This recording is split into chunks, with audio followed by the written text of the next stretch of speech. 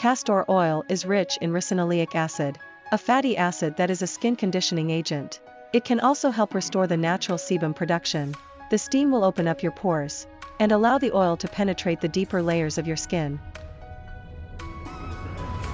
It has fatty acids are natural humectants, substances used to moisturize the skin by preventing water loss.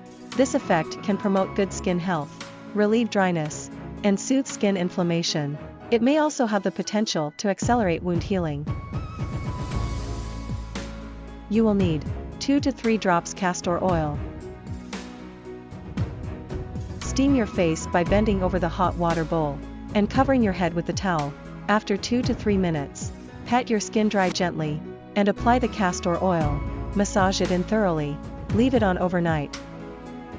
Once every 4 to 5 days, castor oil can be applied without steam every night as well. It helps to preventing wrinkles. Castor oil contains antioxidants that fight free radicals in your body, fighting acne. Castor oil has antibacterial properties, reducing puffiness, moisturizing skin, soothing sunburn, fighting dry lips, promoting overall skin health.